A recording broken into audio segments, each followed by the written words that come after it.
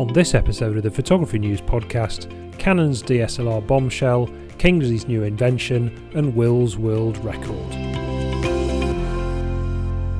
Hello and welcome to a brand new year of Photography News podcasts. This is our 35th episode, and my name is Roger Payne, and I'm the editorial director at Photography News. And in light of recent FA Cup results, I thought I'd introduce my colleagues based on which of them supports a team that has been humbled for a second time in 4 years by clearly superior opposition from a lower league. So we'll start by saying hello to contributing editor and I believe Arsenal supporter, Kingsley Singleton. Hi, Kingsley. Good afternoon, good evening. Good afternoon. And as for anybody who doesn't know what I'm talking about, my team, Nottingham Forest, who reside in the Championship, have for the second time dumped Kingsley's team, Arsenal, out of the FA Cup in the third round. And it was quite a humbling experience, wasn't it, Kingsley? It was. Well, it doesn't. It's. I would say first off, I'd say we don't hear a lot about Forest from you, do we? Generally. Secondly, I'd say actually it is. It's a very unpleasant feeling because not something we're used to. We're more used to winning FA Cups than getting knocked out generally. Yeah. And to be honest, we've probably got enough of them. I mean, I reckon they've probably looked in the trophy cabinet and gone, do you know what? In the FA Cup portion of this trophy cabinet, there is not an ounce more room.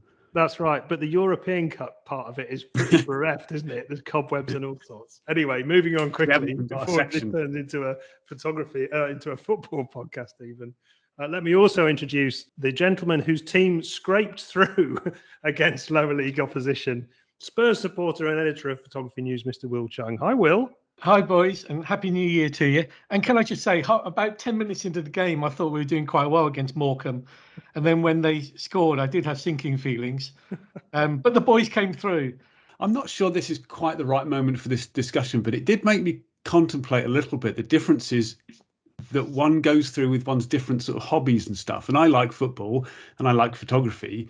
And football will end up causing you a lot of pleasure and a lot of pain, but you have no control over it whatsoever. That's what I started thinking about, and it's like it's so important to a lot of people, but you have no control over it. And then you look at other stuff you do, and you have the absolute level of control over it. And I just thought it was an interesting kind of comparison. But it is a good comparison, Kingsley. But the thing is, you have no control over photography in many ways.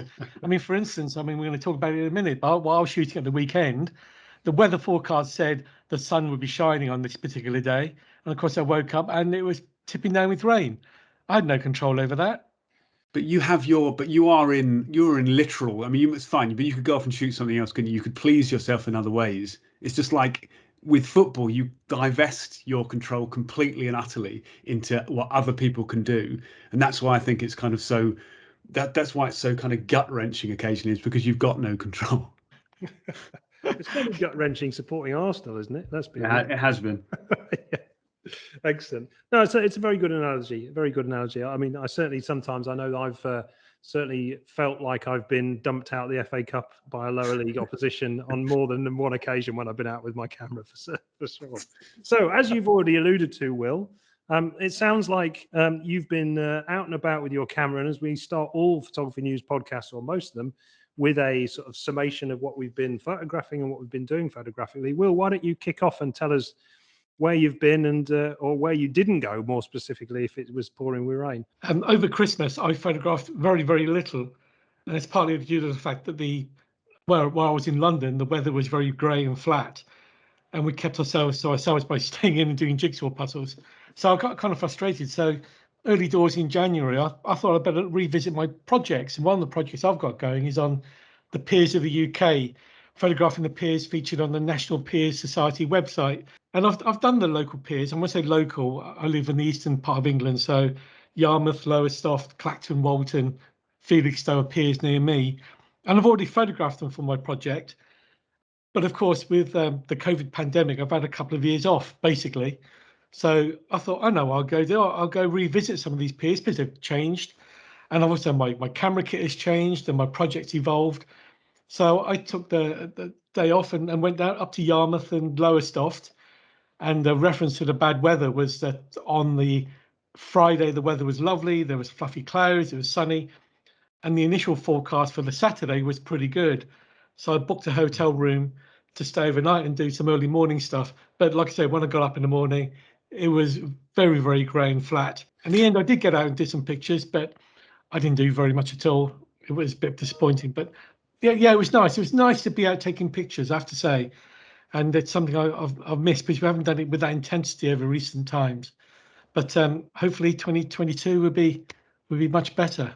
So nothing to be too proud of then from that shoot, Will, by the sounds of it. You got out, you sort of got the old shutter finger working again, but nothing to write home about as such. No, yeah, you're probably right. To be fair, I haven't looked at them too closely, but one picture I was happy with, and it was a picture, and Annie will love this, but it's inspired by my partner Annie, because when we were in Southwold a few years ago, this is in Southwold in Suffolk, she took this lovely picture of the lighthouse in Southwold, and she converted it to black and white. And when I saw it over Christmas, I thought, oh, I wouldn't mind a copy of that. So after I did the piers during the day, I did make the trip to Southwold, which is only a half-hour's drive from Great Yarmouth. And I photographed the lighthouse there. And I got some pictures, I hope, I haven't worked on them yet, which I think would be quite good. It's basically, like I said, of the lighthouse with its beams and some foreground buildings. So you're right about piers, Rog. I didn't do that well in that respect, but I think I've got one shot which I would like and maybe print in due course once I've had a tinker. Absolutely. Now, the other thing I'd like to come to you of interest, Will, is obviously the last podcast we did, you told us about the fact that you were going to give a selection of photo-related gifts to your friends and family, and that you would report back as to how successful that had been. Now, just before you answer that, my photographic output has been woeful, but one of the things I did do at Christmas is I produced a canvas print of some images I'd photographed of my granddaughter, and I produced a canvas print, like a montage, which we gifted to our other grandparents on the other side of the family, and they absolutely loved it. Now, these weren't amazing pictures, but I out of all the presents I bought for people at Christmas, that is definitely the one that got the most praise and that people were most gushing about. So the gift of photography was very much alive in the Payne household. How well did it go down with your family? Is it like not another black and white picture of sheep? Can't you see his black eye? No, actually, to be fair, they went down very well. I mean, just to explain, I mean, I've been taking pictures for many years, and I've never given pictures away, and the way I did it this time, as presents. So, I mean, a few weeks into December, what I did was I got the printer going. I made some prints that were about A3, maybe slightly bigger, and I picked a subject which I thought each member of the family would like. So, for instance, I've got a nephew who lives in London, so I did him a picture of the Iris staircase at Greenwich, because I thought, oh, he's in London and he'll like a picture of London. And one of my sisters likes Italy, so I thought I'd do a picture of Venice. So it's kind of quite a simplistic way of thinking about it, but each one got a print which I didn't sign because I didn't know if they wanted me to sign it, and I put it in a frame, and it was wonderful. It went down really well, and I learned one thing, that I've got ideas for presents for the next couple of years for Christmas and birthdays, which I think is great. I can actually give some of my photography away, and they'll enjoy it. And one of my nieces has already said she wants to decorate the house with pictures. You know, what can I look at? So it's a bit of a rod from my own back, but I can't sell the pictures, but I can certainly give them away, basically. Excellent. Oh, that's good to hear. That's good to hear. Now, Kingsley, coming to you, your output has had a certain romantic vibe to it, has it not? Over Christmas, what have you been photographing since we last got together? Well, I haven't been doing much of my own stuff, but I did have a job between Christmas and New Year, just doing a second camera and drone thing on a wedding video stuff for a wedding. So that was a bit unusual for me, because I do video stuff occasionally, but I mean, I never actually professionally shot a wedding. It's one of the things that I've always declined doing. I mean, it sounds like I'm lying, but people have asked me, and I've always said that I don't really fancy it because it's a lot of, and also quite often it's people that ask you. I find that, I mean, particularly if you're not advertising as a professional wedding photographer, that is, people will go, oh, would you shoot our wedding? And you're like, well, I just want to get drunk and enjoy your wedding. I don't really want to spend the day organizing people and pushing them around and stressing about stuff. But yeah, it was an interesting experience, certainly. So what did you learn? Presumably these people, did you know them, or were they strangers to you? No, I didn't know them. Fortunately, it was pretty local to here because you wouldn't want to travel too far, over around Christmas. The weather was pretty terrible, but we kind of got on with it. And like sometimes that makes things a bit more interesting, doesn't it? Like it was a rainy wedding day, so I ended up shooting, as well as the stuff I was supposed to shoot, I ended up shooting kind of things like raindrops in puddles and drips coming off leaves and things like that, just to make it seem prettier than perhaps it felt at the time. When people look back on that stuff, sometimes that can help, doesn't it? But I mean, as the second camera person, I started off by going to the house where the groom's lot and it's his party were kind of getting ready. So I kind of shot some stuff for them getting ready, and things like that. And it was kind of like, I don't know, it was fun. You always feel good after you've thrown yourself into something that you're not completely confident about and it goes okay, or it goes well. And I did some drone stuff, and kind of that's always fun because quite often I find I really have to have a purpose to use my drone. Like I have to have a strong reason to do it. Someone has to say, look, can you get me a shot of this, or we need an aerial shot of that. I very rarely take it out and just for the sake of doing aerial kind of photography. But I guess the big difference that I found was, and it's not like I'm not sort of inexperienced with video, but there's a very different mindset, I think, about how you end up seeing things. And with stills, you can often obsess over a distinct moment of quality or perfection, whereas with video, things move, don't they? So like, you don't have to worry too much that if someone gets in front of you, it's just part of the thing. Maybe you adjust your position, or maybe you let them go past. Once you're, unfortunately, because I was using a mirrorless camera with really good face detection and stuff, generally it means you can lock onto someone and it'll follow the focus pretty well no matter what happens.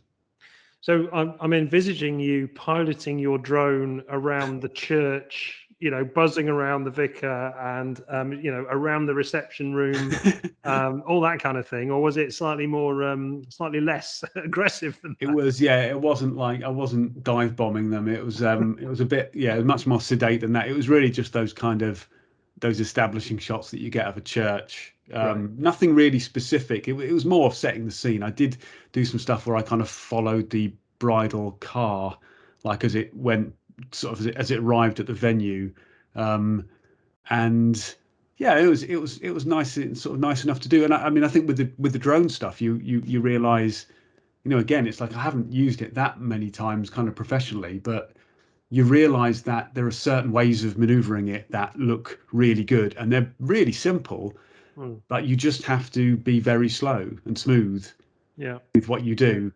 So you don't want, you're not fizzing past the church. It's not Top Gun. It's like about the mood of the thing, I guess. And that's what's wrong with wedding videos. There's not enough Top Gun style footage. Did you have to get any kind of approval for drone use? Not, I didn't. I mean, no one got their air gun out.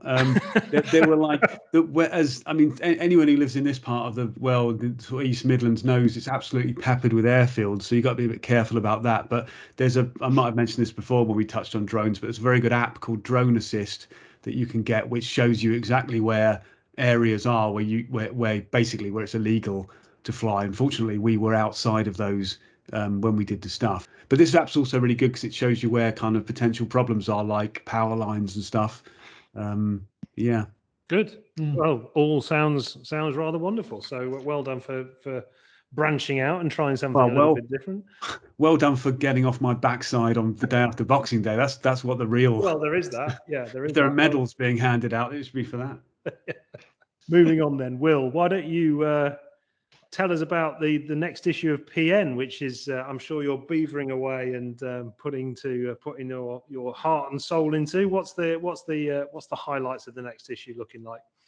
Well, I mean, I'm beavering away, but to be fair, the production process for issue number 96, it's only just started, because 95 came out only the other day. So it's been quite a busy time, because we're thinking about the new year and the opportunities for the coming year. So we've got some plans which will be announced in due course, can I just say, just to get everybody interested. But in issue number 96, the key feature there is the award winners for the awards that we've been running for 2021. So it's something we've talked about over the last few podcasts and in the last few issues of the magazine. But the award winners are finally being announced in the next issue, which is out from the 8th of February. And apart from the awards, I've got this. Now, I know our listeners won't actually enjoy this because they can't see it, but I have in my hand something called the Zeiss Zx1. And this is, I'm reviewing for the next issue. And it's an expensive camera. I mean, it's about $5,500, 5,400, I think I saw the price for. But it's a 37 megapixel fixed lens full frame camera that basically is very friendly for workflow.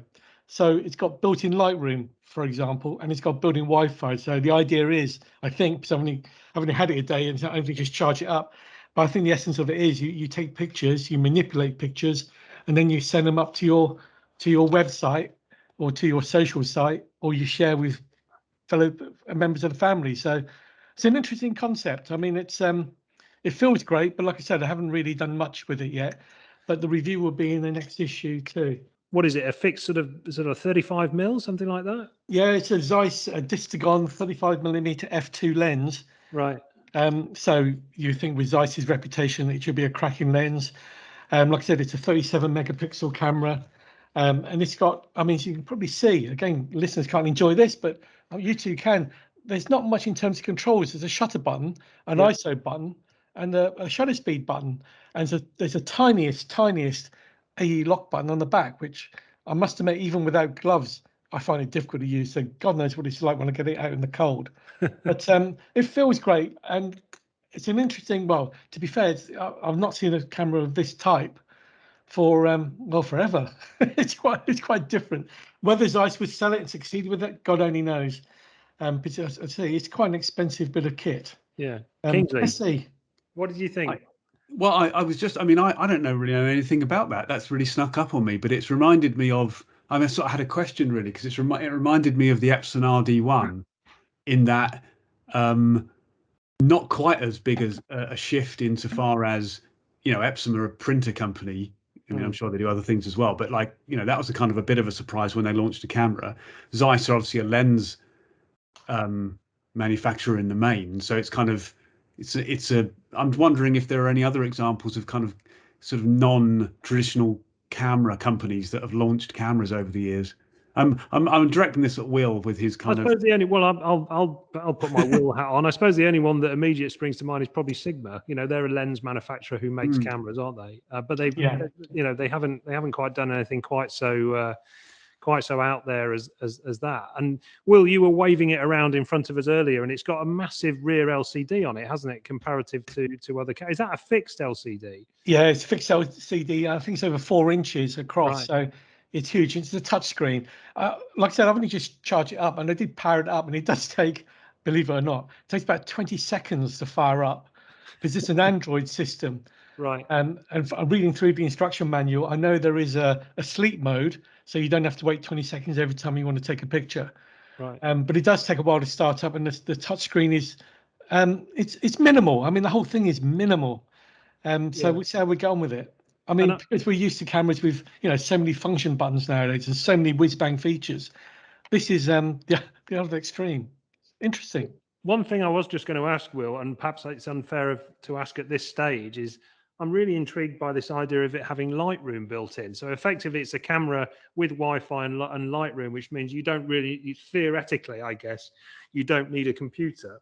to be able to work on your files. But has that got a kind of mobile version of Lightroom then that's integrated in there, or have they actually got Adobe to create some other kind of form of Lightroom specifically for that camera, which seems completely mad, really?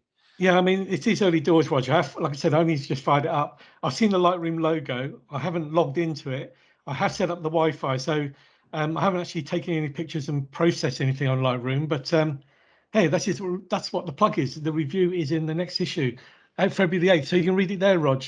I will await with interest. And the place to read the latest issue, if you cannot get it at your camera club or in the closest retailer to you, the best way to read the issue is go to our website, which is photographynews.co.uk.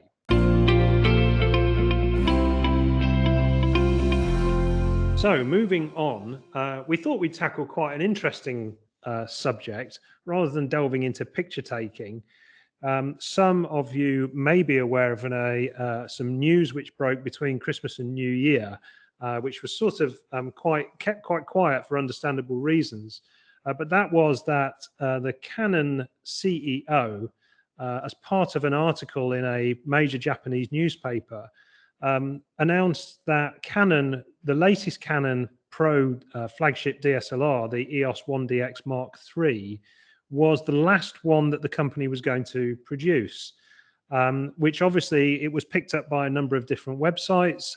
We sort of learned of it when we came back after Christmas and the New Year.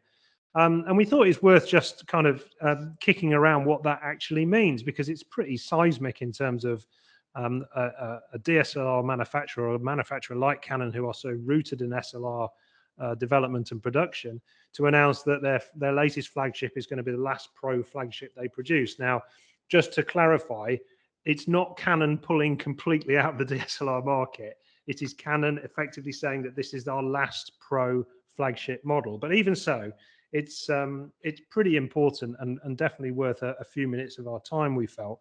So, Will, I'm going to come straight back to you, because when we were kicking this around, pre to recording, you dropped the bombshell of your own that you're about to sell your very last DSLR, or get rid of it, which I presume means selling, knowing your history.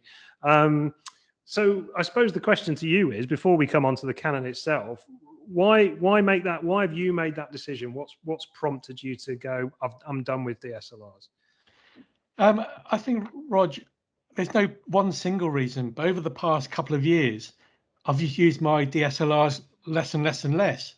So rather than have them sitting around, and while they've got some money value tied up in them, I thought I'd move them out. I mean, I adopted mirrorless relatively late, I suppose, but I bought into Fujifilm with the X series, enjoyed that. I went to medium format in Fujifilm again, and that was mirrorless. And then, of course, I was doing that because I was waiting for Nikon to come out with something. And then he eventually did, and the Z7 and the Z7 II, the cameras which I now use and own, I have invested in, and I bought a couple of lenses. And basically, I find them suitable for what I do and my particular photographic needs. I'm not a press photographer, I'm not a sports photographer. I do a bit of wildlife, I do a bit of street, I do a bit of scenic. And the Z7 and the Z7 II were satisfying my needs.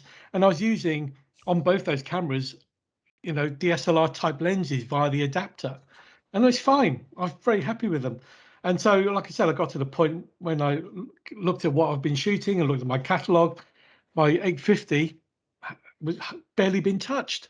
And I just thought, well, the 850 is still a good camera. So, like I said, some value in it. I thought maybe now's the time to move on. I think the interesting thing or one of the things that I found slightly perplexing about them doing it from Canon, going from the top down effectively, and I'm assuming massively that what will happen is that it'll slowly cascade down, as in features often they get introduced in the Pro spec DSLRs and then they cascade down into the enthusiast models. Is that, as you've just alluded to there, Will, you said I'm not a press photographer, but their flagship models are aimed at press photographers. Yeah. And so to kind of just go, well, let's not bother doing that anymore, I would have thought that that's the last place that they actually would have stopped producing them. So what do you think the logic is there? Well, I think the way Canon and Nikon both work with their Pro cameras is they seem to to tie them into Olympic cycles. And that what I'm saying with that is, they launch a flagship camera at the time of the Olympics, and of course the 2020 Olympics were delayed by 1 year. So the next Olympics is due in 2024, and of course that's their kind of product cycle for their pro cameras. So what the guy from Canon must be basically alluding to is that we're not putting any R&D into DSLRs because we don't aim to have one at that time. So, and how much R&D can you put into a product which, I mean, SLRs have been going for many, many years. I mean, I did a quick Google, and the first SLR came out in 1936. So the DXR technology has been evolving for over 80 years. Mirrorless technology, by comparison, has only been going for about a dozen years, I think 14 years. Right. So there's still an awful lot more development in mirrorless to be done, but in SLR, probably not a great deal.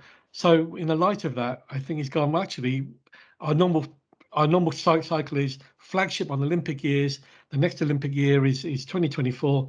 Let's kind of say now we're not going to have an SLR of that type, but of course they'll have a flagship, and it could be the EOS-1, for example, that comes over 2024. Yeah, I don't know. Just surprising. So Will, you're getting rid of your last DSLR. I switched over to mirrorless like some time ago. So that leaves Kingsley. I haven't. I've only got one, and that's an infrared converted Nikon D700, right? Which I bought off Will, which I've mentioned before. And I have no real reason to get rid of. I mean, I probably do have a reason to get rid of because I don't use it very much. And also, I'm progressively getting rid of my f-mount lenses, and something that I could actually do with, bizarrely, is instead of an F to Z, I could do with a Z to F mount converter, so that I could, if I want to kind of jam my Z 50mm 1.8 on my old camera, then I'd be able to do it. I don't see. I mean, clearly there's not a whole lot of.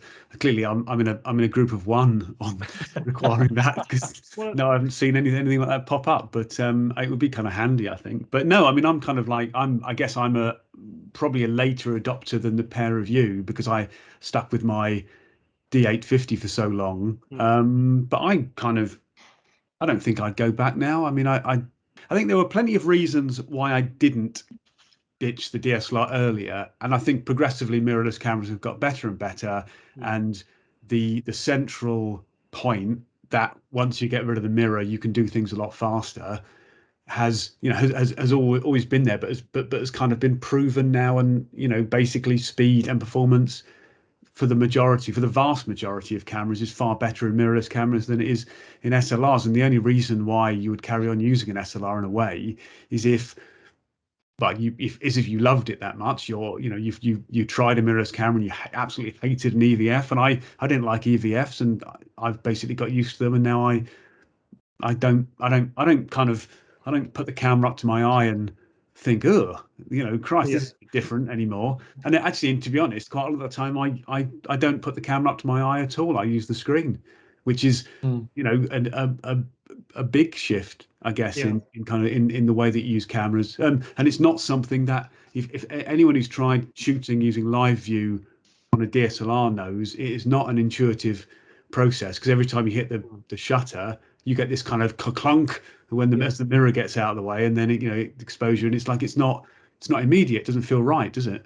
So what areas do you think then, Kingsley, are that we're going to miss, or that you're missing on a DSLR, in terms of where do you think you've alluded to there that technology from a mirrorless perspective has moved apace, and that's presumably because the investment and the development investment has gone into that from the camera manufacturers. But there still must be examples of situations where you would rather have a DSLR as opposed to mirrorless. And I just wondered, what those are, especially because you tend to photograph fairly fast-moving dogs and things like that, don't you? So I mean, I think that's the one thing that, and again, I've probably mentioned this before, but there is a lot of evidence to suggest that the matrix, the 3D tracking AF that was on the D850 is superior for moving subjects than what's on the Z7 II, which is what I've got. But that's, I mean, to be honest, I think that's basically it. Like, and if you looked back 4 or 5 years, and you looked at what the criticisms about mirrorless cameras were, and they were, the EVF doesn't feel natural, the battery life isn't great, you can't, the flash sync doesn't work very well, or you can't use flash, maybe the focusing's slower, or the camera itself is slower. It's like they're all gone. Those problems have all been solved, and then you ally them with stuff like smaller, lighter. I'm not sure there are any reasons to hang around anymore. Will, you want to jump in? Well, I was just thinking maybe there is one, and it's a very specialist subject. But if you do an awful lot of astrophotography, mirrorless cameras can be less nice to use, because when when it's dark, you just get noise on the back of the monitor on the viewfinder. Of course, in SLR, you still get what you see. But that's obviously that's a very specialist area, and it might not bug many people, and it depends on your camera as well. But some screens can get very, very noisy. I mean, I would accept that, and I'm trying to think. The last time I did astro with my Z7 II, you get it is. There are limitations. I mean, you can obviously adapt the screen to kind of work differently. But I mean, equally, there are things that you do which are better because, I don't know, you can manual focus more easily. The ISO. I mean, I was about to say ISO performance is better, but it's not pound for pound, is it? It's basically the same. It's if you put the same sensor in a mirrorless camera and a DSLR, it's going to give you the same performance. It's not. Go on, Rod. I was just going to say. I mean, I just wondered one of the things that doesn't seem to have been solved from my perspective is the battery conundrum, because ultimately a mirrorless camera is one that is far greater draw on battery, and there don't seem to be any sort of particularly elegant solutions to getting more power into batteries. And maybe this is a physical limitation for what you can do with a couple of inch battery size. But that to me still seems to be one of the things that potentially is going to keep DSLRs around for some time. Kingsley, you're nodding, which is well, rare. yeah. Like I agree with that. DSLR performance is superior in battery life, and obviously if you put the same battery in again, like my old D850 and the Z7 II, it's going to give you like half the amount of shots or less. But even then, with the stuff that I'm doing, and fine, when I bought the camera, I bought 2 spare batteries. But I did that when I bought my DSLR as well, because maybe just because I'm a bit nervous about stuff running out of power or whatever. But like, I haven't run out of power. Like, they're not like there's a bit of a myth about how fast they chew through power. And I guess with some subjects, obviously it's going to do it more than others. But I mean, weirdly, even though the LCD screen is bigger, sometimes some things I've read have said that if you use the EVF all the time, that's more power hungry. I don't know, maybe the refresh rate is faster or not, or something. Will, can you elaborate on that at all? Not in huge detail, but I don't know how the battery system's working, how they drain. But yeah, the refresh rate on the EVF might be an issue. And on batteries, I do take Kingsley's point. I do agree with him. But you just stock up with batteries, and I've got some third-party batteries, which I know aren't ideal, but they're significantly cheaper than the brand batteries, and they keep you going. And also now more and more cameras have got USB-C recharging. So now if you've got a power bank, which I think many of us do now, we have a power bank for our phones and our smart devices. Well, you can also plug the lead into the camera and give it a bit of a boost while you're in there having a cup of tea or something. So I think you can keep going much more easily than you could do previously. And of course, not all cameras USB-C charge, and some cameras need huge power banks. But a lot of cameras do work on phone-sized power banks and work fine. Yeah, fine. Fair point. So obviously, this announcement was made by Canon. I wonder, Kingsley, whether you feel. I mean, you're a Nikon user. I wonder whether you feel that it's likely that Nikon and Pentax are gonna follow suit and start withdrawing DSLRs from their range. What are your thoughts on that? I think the interesting comparison there is that Nikon are trying to, currently Nikon are representative in both camps. Like, I don't think, Pentax don't have a interchangeable mirrorless camera, do they? They only produce DSLRs. They still produce, as far as I know, they still produce the medium format 645 camera. But for Nikon, I guess I mean, there's obviously absolutely no sense that they will completely lose DSLR, but the fact is that, maybe you look at things like the fact that they didn't even put a mechanical shutter in the Z9. Perhaps they're trying to make these kind of quantum leaps because they were quite slow to get into that area. Maybe they're trying to go, right, well, look, let's just kind of try and push on as fast as we can. And, if you look at the number of cameras that have been released, across different types by them over the last few years, obviously it's been overwhelmingly mirrorless cameras because that's an area that they want to move into. I mean, Will will probably have a better idea of this, but I can't remember how many Nikon DSLRs have been released in the last sort of few years. Well, obviously we did see the D6 and the 780, beginning of the pandemic, which is 2019. So they were last DSLRs out. And I suppose the one thing we don't know is what these manufacturers are sitting on. They might have a warehouse full of reflex mirrors and mirror boxes and focal plane shutters they may need to move out. But of course, they'll probably do that. Canon not going to have a flagship anymore, according to the newspaper article, but they may have cheaper DSLR type cameras on their shelves for a while. I think Canon pride themselves in having cameras in different markets. Mirrorless, they've got full frame and APS-C, they've got APS-C and full frame in SLR. So they've got different products, and I think they're quite proud of that. But economic sense is something else. And of course, with the pandemic and the falling demand for cameras generally, and people moving to phones still, because the phones are getting better and better, it's still a challenging market. So yeah, it's interesting times. I mean, you could see some level of kind of niche brands coming into the market. Like, if you're talking about buying up that kind of old technology, Will's just kind of been kind of flashing around that Zeiss camera.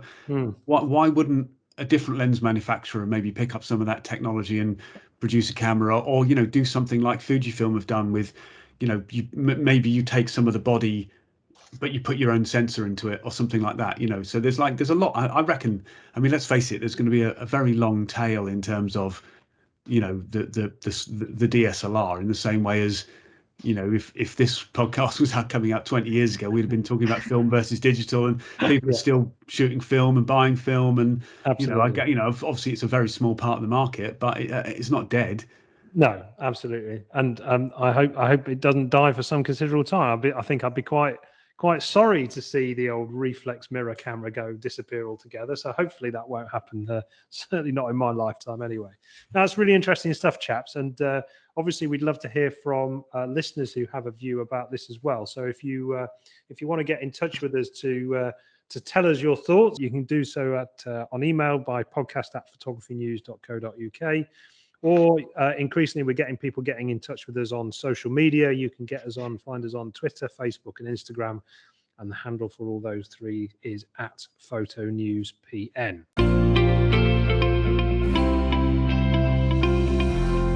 Let's answer some reader or listener questions.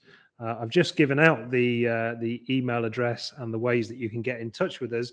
So we thought we'd start the new year not only with some reader questions, but also a little bit of positive feedback. So excuse us while we just indulge ourselves a little. The first question and bit of feedback comes to us from a chap called Cole McMullen, who got in touch via email. And he says, firstly, thank you for the podcast. I only found it just before Christmas and have managed to make use of my free time to binge listen to the point where I'm now up to date. Now, that's quite a lot. That's 34 episodes, so you've done well there. I've listened and subscribed to dozens of photography podcasts, he tells us, and all sorts of topics. And I find yours very refreshingly honest and easy to listen to. You have asked for questions, he says, so I'd like to put forward one of mine. So let's get down to the detail. But firstly, Colm, thank you very much for the feedback. It's most welcome.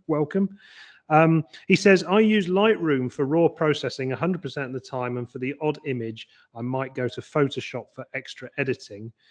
Recently, I shot my son's junior football match at night under floodlights, but with a 70 to 200mm f4 lens, I had to set ISO 25,600. I tried to use noise reduction in Lightroom at this extreme. It really exposed its weakness. I've downloaded a free trial of Topaz Denoise and the difference was remarkable. I can't see myself using high ISOs too often, but would be tempted to purchase Topaz for £40. Do any of you use add-on packages, paid for add-on packages for your processing, and in what situations? Quite a long question there, Will, but you're Mr. Software. So first of all, what do you think about Topaz Denoise? Has that come across your desk at any point? Well, absolutely has. And just to say thanks for Colm for the intelligent question, just to say my workflow is not dissimilar from his. And I use Lightroom most of the time, and I take things into Photoshop when I need to use layers and do some more advanced playing around. So my workflow is very similar to his. Topaz Denoise AI I have used. I haven't majored on it, but I know it's good value for that sort of software. I looked at the price; it was $80, which translates at the moment at £58.45. Right. And one thing about it is it's got more controls on it than the other software I'm about to talk about, and that you can tinker with the sharpness. You can affect the amount of noise that the software removes, and that's only because if you don't have control, sometimes the software can be over aggressive. And the good thing about it also, you can output the DNG raw, so then you can manipulate it in Photoshop as you would any other raw. But the software I tend to major on for my noise reduction is DxO Pure Raw, which is more expensive. It's £115, and there is no control. So basically, from Pure DX Raw, what I do is, so I've got an image in Lightroom, and I think, okay, I want to denoise that. So you drag it onto the Pure Raw icon, opens up, and there it is on the icon, and it asks you, do you want to process it? Yes. Where do you want to save it? What do you want to output it as? So again, you get the options of JPEG or DNG, and I save everything as DNG, and you just click it, hit the button, and about on my M1 Mac Mini, it takes about a minute for a 45 megapixel image. Mm-hmm. Takes about a minute, and it just takes out all the noise, but there is no control over it. But it does a very good job, and it just not only just takes out the noise, it enhances detail. So I actually use that on quite a few files. So even though I might have taken a picture at ISO 200, for example, I would still put it through Pure Raw. And like I said, it's not so much a noise issue then, it just sharpens up all the detail. So if you want to make a big print from it, and to be fair, I don't always, but I have done in the past, and you think, actually, I want to take out the noise, I put it through that. So that's one software I use. And just the other software I use a lot of, and just to give it a plug, is a Nik collection, which is Nik Collection 4 now. And because in that collection is Silver Effects Pro 3, which I find is the best monochrome conversion. And it's got a load of presets on it. It's got film lookalikes and all the rest of it. So it's got a bit more control. I know some people just use Photoshop and tinker about in channels, whatever they may want to do, but I tend to use Silver Effects Pro 3. So those are, for me, the two key softwares I use other than Lightroom and Photoshop. Okay, that's great. And just if I would assume that if Colm puts in denoise software into Google, then he's going to be presented with a whole suite of different options. Would you advocate him downloading free trials of multiple different ones and then trialing them out on the same image to see which one actually works best for his sort of camera setup? Or is that kind of like going a little bit too far? Well, it sounds like he doesn't want to spend too much time and effort onto it. I mean, he's talked about he may be, tempted by Topaz for what he says is 40 quid. And that's fine. I don't think he needs to do much more if he's not shooting at high ISOs all the time. But then if he finds in the course of time, actually, he likes using these software to enhance his images anyway. He doesn't mention which camera he actually shot with, as far as I can see. But something like a Pure Raw type software would benefit all your images, not just the ones you shoot at high ISO. Right. And so, like I said, that's one I would recommend. And it's expensive for something that actually doesn't do much, i.e. Pure Raw. It does is clean up your image. It doesn't do anything else. And there's no control over the thing. But that's the one, if I had the choice and I was in the market to buy, that's one I would go for. That's the one you go for. Okay, Kingsley, anything to add? I'm a bit less. I don't really like all that jumping around into different things, but I can definitely see the benefit of doing that, particularly for an image like that, where it's you're kind of wanting to clean it up a lot. I mean, I also kind of like to say thanks for the nice comments, and as a pleasant comment in return, I think it's very brave and commendable that he whacked it up to 25,600. And no, genuinely, because like so many people end up with soft and blurry pictures because they're a bit, they feel a bit queasy about sticking it up high. I think that's, that is actually kind of the way forward, and particularly if you can then kind of like, sort of stick it through the washing machine with something else. I mean, like I say, I don't use it, but from what Will's saying there, like I'm actually quite tempted to have a look at that myself. Right. Well, I'll tell you what then. Let's go to the next question and come back to you on that, Kingsley, because this is much more up your street based on previous conversations on the podcast. And this comes from a chap called John Scales, which can we just clarify, John, whether or not you are the John Scales former Liverpool defender? If you are, that's magnificent. Lovely to have you listening to us. If you're not, then hey, you've got the name of a former Liverpool defender. John says, my photographic target for this year is to take more astrophotography shots. I want to try as many different stars as I can, star trails, the Milky Way shots, and as many deep sky objects as possible with a 200mm f2.8. I have a Canon EOS-1D X MkIII with a variety of lenses. My question is, can I get reasonable deep-ish sky shots with my full frame Canon, 70 to 200 f2.8 and a tripod? He again goes on to say, I have a 9-month-old twin, so buying a star tracker or telescope is probably off the cards at the moment. And then he just signs off saying, love the podcast, keep them coming. So thank you for the comment, John. Kingsley, any thoughts? Can he get decent enough shots with his existing setup, or do you want to sell him your star tracker for a good one? I think like the first thing I'd say about that is that sort of wide field astrophotography like starry skies and landscapes and deep sky astrophotography are actually quite different kind of disciplines. I mean, they rely on the same sort of central ideas, but basically the more magnified the view of the night sky you get, the more complicated it is to get what you would call like a good astrophotography image, and that is different from an image like a star trail image, which is much more kind of like a fine art sort of representation of something. It's not like a a literal image of the night sky. And what people do who do this kind of astrophotography is they want pin sharp stars exposed well and with kind of lots of kind of usable detail in the image that they can either kind of get more out of in post processing, or or just enjoy it as it kind of comes out in the camera. I think anything like so he's kind of more biased towards the kind of the more kind of magnified view, and what that brings you into is the kind of classic degenerates called the 1/500 rule, or the 500 rule, and it's about taking the number 500, dividing it by the focal length you're shooting at, and that gives you what is recognized as being the longest exposure you can use without getting star trails in the image. So obviously you are going to be shooting with a reasonably long shutter speed. The camera will be locked off. The Earth is spinning. The longer the shutter speed, the more you pick up the movement of the stars.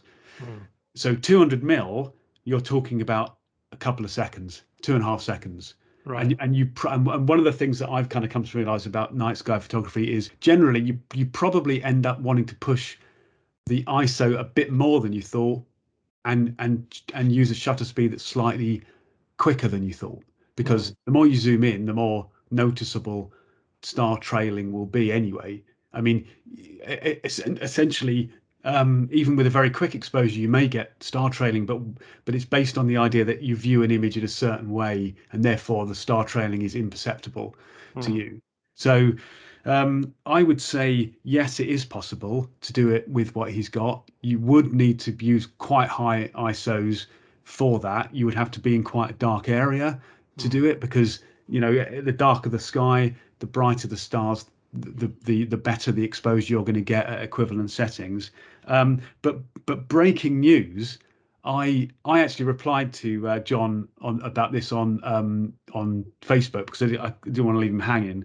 And he got back to me this very day and said that he has actually bought a telescope, not a star tracker. I might be getting this wrong. I think he said a telescope, and it's a telescope with like a motorized equatorial drive on it. And what that means is that you then sort of circumnavigate, get rid of the problem of the Earth spinning. And Right. you should therefore be able to using a T-mount, you should be able to attach the camera to the telescope and shoot kind of for 30 seconds longer, without getting star trailing, assuming that is, and this is the last point I'll make about it because I'm waffling on a lot. Again, the more magnified the view, whether you're using an equatorial mount or a star tracker, the more precise your alignment has to be. So if I'm out with my star tracker, which I very rarely am, shooting at 20 mil, all you basically need to do is point the thing north, pretty much. Like, it has to be reasonably accurate, but you find the North Star, pointing it in that direction, shoot for 2 minutes. You're not going to get star trailing because it's more forgiving at wider focal lengths or shorter focal lengths. The more you magnify, the longer the focal length you use, the more accurate your alignment has to be. So you can't be sloppy, and the more accurate it needs to be, the longer it is to take up and to set up rather. And personally, I find that stuff a bit off-putting. Like, I enjoy it when I'm doing it, but it's like, man, do I really want to go and, because it's not even the North Star. Everyone says point it at the North Star. It's not. It's like it's just next to the North Star. Yeah. It's like that. The North Star is not literally the perfect north point. It's just something that millennia of people have used very successfully to aim north. It's like, but it's not the perfect thing. That's a very comprehensive answer. But now, I'm glad you supplied the breaking news. But now I've sort of got visions of John's two aforementioned 9-month-olds sort of wandering around in like origami nappies or something like that, made from newspaper, just to kind of, in order to finance his purchase of his telescope. But congratulations on 3 counts, John. A pair of twins and a telescope. Well, what more could you possibly want for? So let's just do one more question. Will, I'll come back to you on this. This comes, it's a lot shorter. It comes from a chap called David Bilson, who also got in touch with us on email. And he said, a lot of my friends are embarking on photo projects this year. It tends to be a fairly common January thing, doesn't it? I'd like to do the same, but I can't for the life of me think of a central theme that will keep me interested for a year. So I thought I'd ask the experts. Well, in the absence of any of those, Will, what do you reckon? Can you give David some advice of what he can photograph for an entire year as a project? Well, thanks, David, for the email question. It's a difficult one because he's already thinking himself that he can't keep himself interested for a year. So it's kind of difficult in the first place. But I suppose for me is to pick something that interests you. I mean, if you're struggling, pick something quite simple. It's in terms of interest and also accessibility. So don't pick projects like I have of piers around the country, which has meant me driving thousands of miles, and during the pandemic I couldn't do. Silly, really, in hindsight, but that's the sort of thing that you don't know when you pick it. So I would say pick something that's accessible and interesting to you, and maybe challenging too, photographically I'm talking about. So it might be, for instance, if you're not into photographing people, pick something where you photograph people. And a simple one which I did in that regard was many years ago now, and Rog, indeed you were part of it, and that was photograph people I worked with. So at the time I set some parameters. This was the days of film. I invited people along to partake in the project, and that was quite fun and challenging for me, because I wasn't a studio photographer, and indeed I'm still not, but that also helped me gain experience in that particular field. So have a think about that, and also maybe set yourself a target. So you may, for instance, want to go for a photographic distinction and use your project to head towards that. So that's one option. Or say you can have an exhibition in the local library, if your local library is still open. But set yourself a target, and then maybe funnel your thoughts through that and your interests. I don't know. It's a difficult one. I mean, I'm at a similar point right now because my peered project is getting close to the end. I mean, it's still geographically an issue because the peers I've got a photographer in Scotland and in the north of England to finish it off, but I'm coming towards the end. So I was thinking over Christmas about what I should do next, and I came up with 3 ideas I'm looking at, and one is viaducts, particularly Victorian ones, football grounds was something I thought about, and also cathedrals. So they were kind of more with the architectural type bent. again, it would involve a bit of movement around the country, but I'm okay with that, providing we can get petrol when the pandemic goes away. But that's sort of things I'd think about, and that's just because I'm interested in those particular subjects. So maybe David needs to give himself some thought about, get yourself a blank bit of paper and goes, okay, what am I interested in?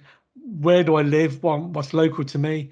And set yourself some ideas, get yourself some ideas, and actually start by doing something really quite simple. And I mean, I used to do projects and when I used to tutor photographers, I used to go to a town centre with a group of photographers and go, right, okay, here's a project for you. You have to take, in the next half an hour, 10 pictures in this 10 square meters. Pick yourself 10 square meters, a town centre, and photograph it, and set yourself a little theme and just shoot it. And you can start working and thinking of projects in that way, in series rather, I suppose, in that instance, what a project is. And if you go to the beach, just mentally mark out a beach which is, I don't know, 10 meters square, and find yourself 10 pictures in that 10 meters. It just gets you thinking. Kingsley, have you done many projects, or have you got any ongoing? You had a tree one, didn't you? A woodland one, did you not? Yeah, that's lapsed a bit, but it's still ongoing, and it's still it's a good excuse to get out and do sort of specific things.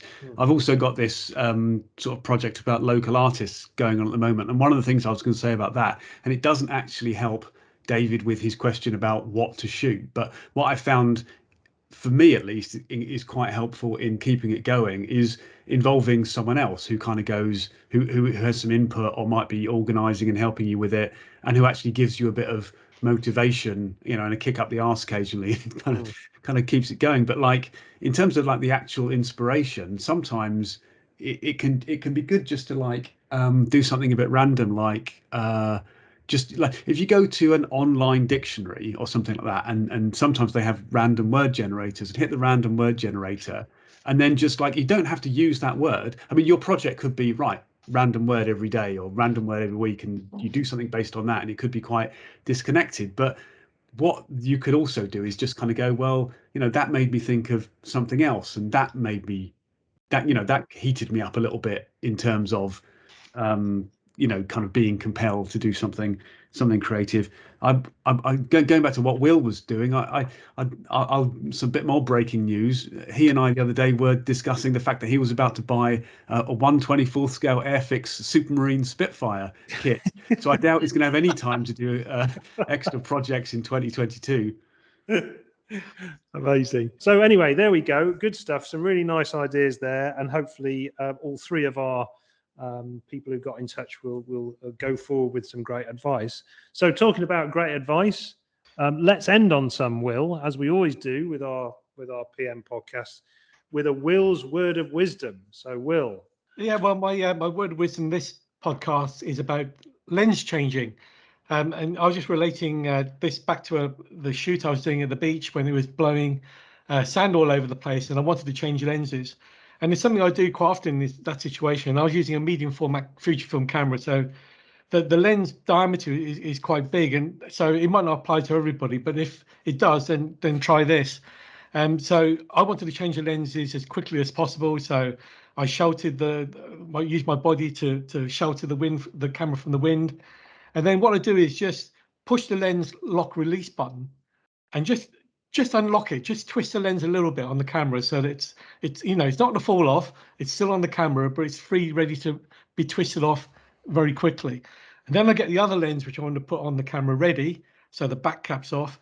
And then in that very, when I actually get to the point of swapping lenses, I just quickly twist off the lens without having to push the lens lock button and push the other lens back on and click it into place. And I just found it just saves me a fraction of a second or so, but it might just help avoid getting nasty bits of debris into your sensor, which of course is a risk with cameras without the shutter protection. I know some cameras now do have a blind that comes down. I think the Nikon Z9, the Canon EOS R5, I think have both got that sort of protection, but a lot of cameras don't have.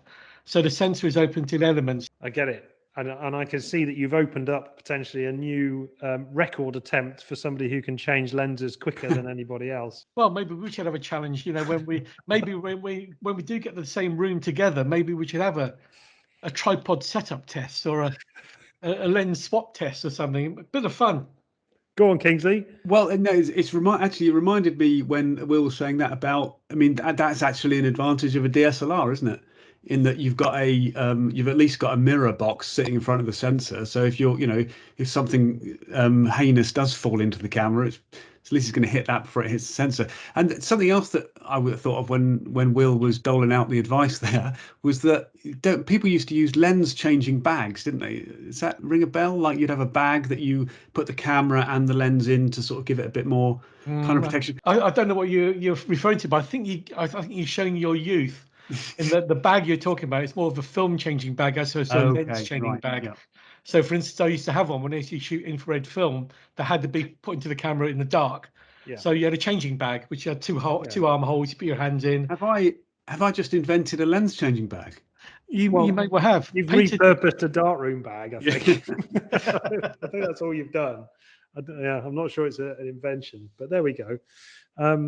Well, excellent stuff. That's all good. I think that's probably enough for today. So that just leaves me to say thank you very much to supporter of Bang Average Football Team and contributing editor, Mr. Kingsley Singleton. Thanks, Kingsley. Well, and I'll be, thanks very much. It's lovely to see the pair of you. And through gritted teeth, I will say good luck to the tricky trees in the next round. Thank you. And thanks also to supporter of slightly less Bang Average Football Team, Spurs supporter and editor. Hang on, I dispute that. I think to be fair, we both supporters of Bang Average Football Teams at the moment, but hopefully things will change with our new manager. But thanks, guys, and thanks, listeners, for your support, and keep those questions coming in. Yes, and indeed, and I hope that maybe on the next podcast we will be able to announce the news that Will has alluded to. We'll speak to you then. Cheers now. Bye-bye.